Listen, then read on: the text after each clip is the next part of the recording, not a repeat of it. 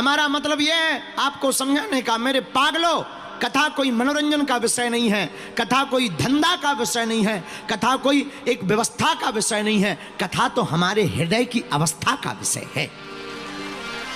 ये हमारे हृदय में राम जी की भक्ति को जगाती है। लोग हमसे कहते गुरुजी इतनी कथाएं सुनने की क्या जरूरत है? हमने कहा सुनो, करत करत अभ्यास की जड़मती होती सुजान, रसरी आवत जायते सिल पर परत निशान। है? बार बार अभ्यास करने से पत्थर पर रस्सी बार बार घिसने से रस्सी का निशान पड़ जाता है। उसी प्रकार भगवान की बार बार कथा सुनने से भगवान की भक्ति का निशान हमारे हृदय में पड़ जाता है। इसीलिए जितनी हो सके उतनी भगवान की कथा सुनो। पूछो क्यों?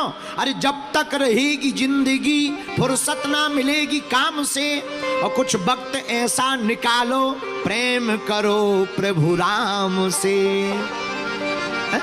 जब तक जीवन मिले रहेगा, काम खत्म होने वाला, एक दिन हम तुम खत्म हो जाएंगे पर काम खत्म नहीं होगा। है? किसी से भी पूछो, कथा सुनो, कथा तो सुनना, तब क्या बताएं, बहुत काम है गुरुजी, ठटरी के बारे न कथा है। अरे काम तो जब तक मरघट तक नहीं पहुंच गए तब तक रहेगा। काम के पीछे नहीं, राम के पीछे पड़ना चाहिए। और दूसरी बात, एक बात और, किसी से पूछो कहां जा रहे कथा में से, कहां जा रहे? गुरुजी काम से जा रहे हैं। और जो कथा छोड़कर काम से जाते हैं वो काम से ही जाते हैं।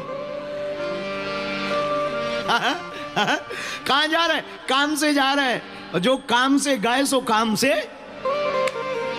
चले जाते हैं। इसलिए मेरे माई बाप, कथा को छोड़ करके नहीं जाना चाहिए। ना जाने कौन सा शब्द हमारे हृदय में चोट कर जाए और भक्ति का बीज अंकुरित हो जाए, और भक्ति जहां जागेगी सोई परमात्मा की प्राप्ति हो जाएगी।